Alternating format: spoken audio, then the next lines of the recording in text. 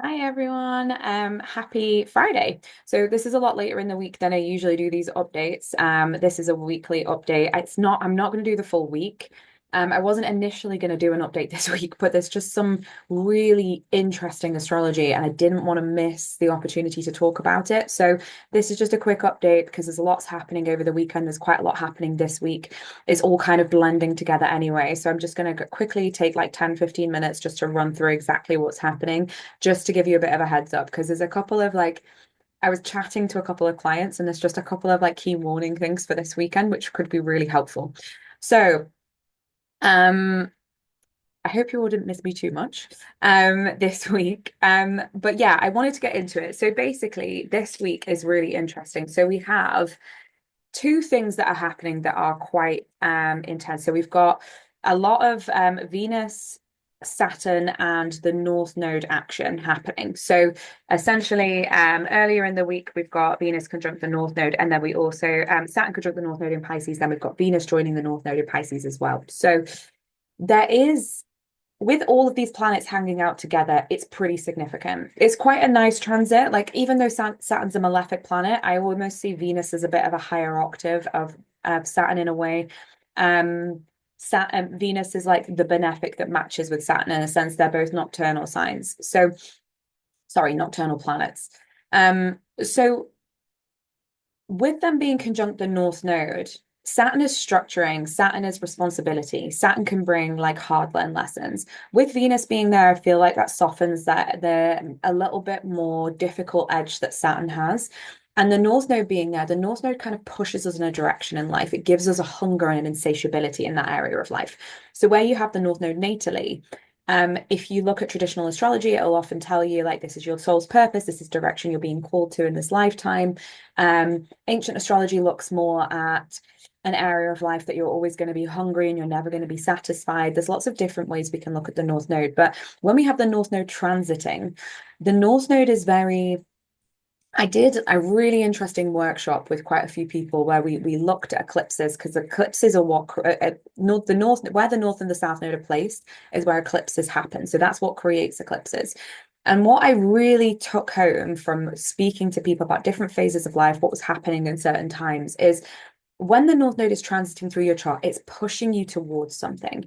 And it's not necessarily that you have to go there because it's your soul's purpose to do that, but you're being pushed to grow and focus on an area of life. That's when new beginnings are going to happen. That's where there's going to be this sense of curiosity, wonder, or you might want to grow into it. And it doesn't necessarily mean it's always going to be healthy. There is an insatiability to the North Node. So there's a hunger for more in that area. But because you're being pushed there, there's going to be lessons that you're going to learn in that area of life, right? So it's not for better or worse, it's just a focus.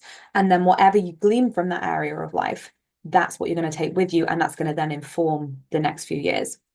So it's a period of time to really pay attention. Look at where Pisces is falling in your chart. We've had so much action in Pisces recently, lots of wrapping up, lots of endings. With the North Node there, this now, it almost feels like, we've had Neptune leaving for the last time. We've got Pisces wrapping up, but sorry, we've got Saturn wrapping up his journey there as well over the next month or so. So there are endings, but then the North Node is like, it gives you like a flash of something new potentially. So this Saturn Venus North Node conjunction, like Venus is creativity, Venus is like opportunity, Venus is beauty, Venus is magnetic. So it's almost like there's something new that could be seeded at this point, right? And this is over the next week. So please have a look at where this falls in your chart because that's going to give you clarity on what area of life this is activating for you because we've got another transit happening which is a little bit hairy, which is happening in another area of your chart. So if you're feeling like something new is coming up in that area, maybe not so much of a good opportunity, potentially maybe not. Like that's, there's no black or white in astrology. However, what I'm trying to illustrate here is when you look at the area of life, it can give you an indication of what this is about for you. So Saturn wants to give structure, Venus wants to create, and then the North Node is pushing you towards something. So this feels like an opportunity to step into something new. This feels like an opportunity to step into a new phase of life, a new project, a new opportunity. And because Saturn's there, it's going to have the staying power because Saturn is the is the planet that kind of helps us keep going. It builds the foundation so that we can kind of build on top of, right? So Venus is bringing the good vibes, the opportunity, magnetizing opportunities. The North Node is pushing us, and Saturn is going to help us actually do the doing, bring it into manifestation. So this is really helpful. So again, have a little look at where it falls in your chart. With Saturn being there, there's a potential for a little bit of challenge to come up. With Venus being there as well, there's opportunity in the challenge. So it really depends how it shows up. And I'd love to hear any stories if anyone like resonates with this and kind of has something that's come to the surface in that particular area of life at this time. Because it may be something that feels amazing and wonderful, or it may be like, shit, I've really got to put the work in here, but I know this is right. Right. So that could also be it. It's not like all happy clappy, let's skip up into the sunset. With Saturn being there, there's some responsibility that needs to be taken. And we really have to step up and really step into that role. It's kind of like being the grown up, taking ownership of something. But the creativity of Venus and then the support of the North Node pushing you in that direction, it's going to give you the energy. You've got Saturn with the staying power. It's very helpful. The other transit I want to talk about, so we've got the Sun in Taurus, we've got Pluto in Aquarius, and we've got Mars in Leo, and they're creating a tense T-square. So they're all kind of going exact at different points this week. But towards the weekend, it's getting a little bit more intense. And then we've got the moon joining. So we've got a new moon, which is going to go, the moon is going to join the Sun in Taurus to create a new moon. That's when a new moon happens. And then we've got Mars and Pluto pulling in opposite directions, very much engaged with this new moon. So this is tense. And one thing I would say is, again, there is never tension without purpose, right? Tension is helpful. Tension pushes us to grow. It makes us address things. Helps us to get to a breaking point so we can actually make a change.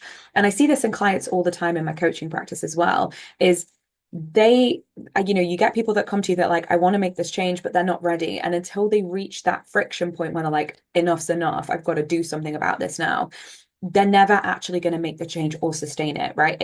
So it's not that friction is scary. We should never be scared of tough astrology, but it's a bit hairy. So just be aware. It could be a little bit hot, fiery, explosive. It could feel like the rug's pulled out from under you a little bit. This is not a weekend to have conversations with people. There is potential for reactivity here. There's potential for things to explode and kind of get a little bit out of proportion. If you're going to have a difficult conversation with someone, just wait a week, please.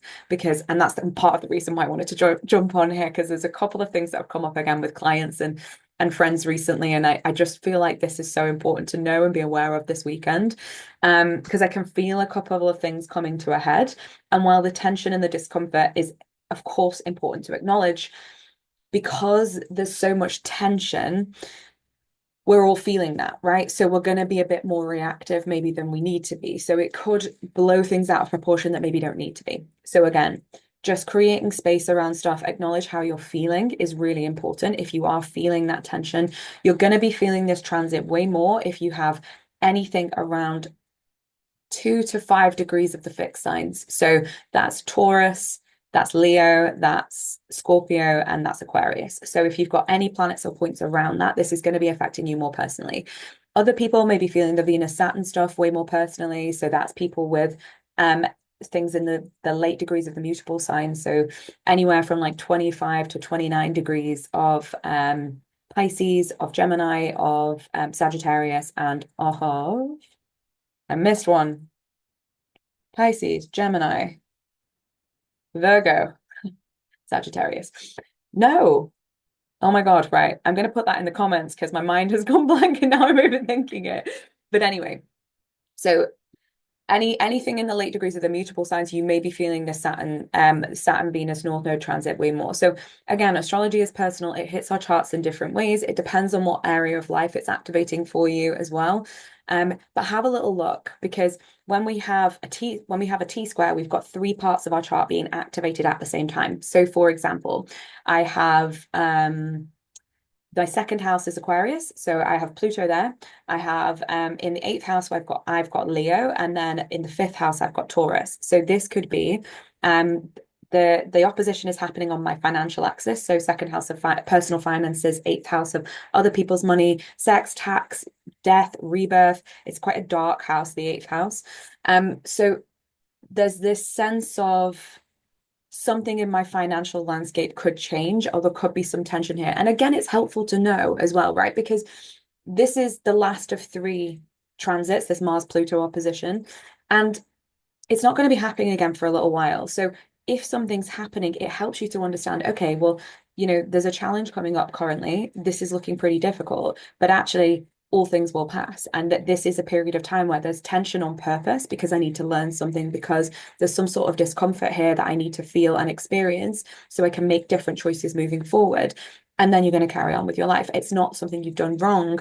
There's always a reason why, right? So that's kind of like, and maybe there is something you've done wrong, actually. That's maybe a bit of a blanket statement, but it's not like life is against me, but actually there's just potential in this, and we know that it's not going to last forever as well. So it just kind of helps you to have a bit of awareness. And it also helps you to kind of see the meaning, purpose, and opportunity of what this period of time is bringing. So Mars is the warrior. It brings heat. It likes to cut things. It likes to have a fight. Pluto is like, it's secrets. It's death and rebirth as well, which is in the eighth house in my chart personally. It's the kind of, Pluto is almost like the tower moment. Like Pluto kind of destroys and then creates fertile ground, so then you can be reborn. So it's ancient rule. The ancient ruler of Scorpio is a phoenix, and I feel like that's a really helpful kind of description of what Pluto is about as well, because Pluto is associated with Scorpio. It's the modern ruler of Scorpio. So it's that kind of transformation. It's like dying and kind of letting go and shedding so we can be reborn. So Pluto can kind of snatch things away. Pluto is also about power, so this could bring in power plays. And then the sun there and the moon there is almost like a new beginning, but a new beginning through tension, right? So the new moon is happening on Sunday.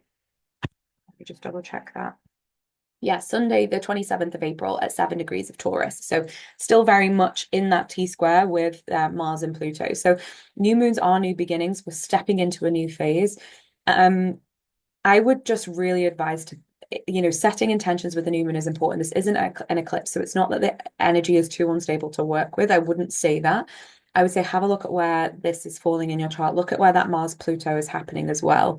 And if you're feeling tension, pay attention to that and use that to inform your intentions, because there's no meaning to this. Like, you are being pushed to focus on something here. And also, maybe even consider where that kind of new thing, or like, something that you're asked to be and take responsibility for, and that, the Pisces action with Saturn, Venus, and the North Node as well. Like, pay attention to what's happening in your life and use that to inform how you set intentions, is essentially what I'm trying to say here. So, it's kind of throwing things up for a reason. It wants us to take a look and then take responsibility and then take action. Taurus is a sign that it sees things through. It has endurance. Like Aries is the starter flame of the zodiac, but it can start things, but it often can't see things through. Taurus has the strength to endure and to push things through and to keep going and keep going and keep going. So there's so much potential for this week for growth and for moving things forward. However, it might just come with a little bit of toughness, and that's okay.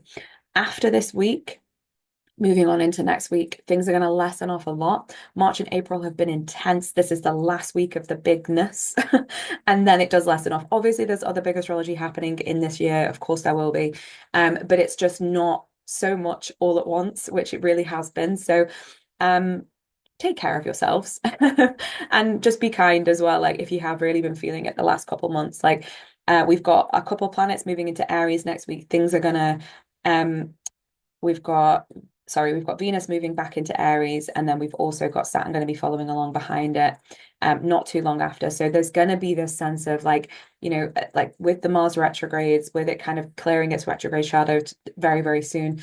There's just been a lot happening maybe since December, January, where you just felt like, oh my God, I can't move forward. Or like, I don't know, like there might have just been this sense of like stickiness, frustration, or, feeling like you're not making progress. And we're finally going to properly start the year now, if that makes sense. Like things are going to feel like we can actually get things off the starting blocks and get going, and really ramp things up. So yes, I will see you all on Monday. I'll be back to my normal schedule from next week, so I'll do a full update on Monday. But yeah, I just wanted to jump on and just give a quick update on the weekend. But lots of love and thank you for your patience, and I'll speak to you all soon. Mwah.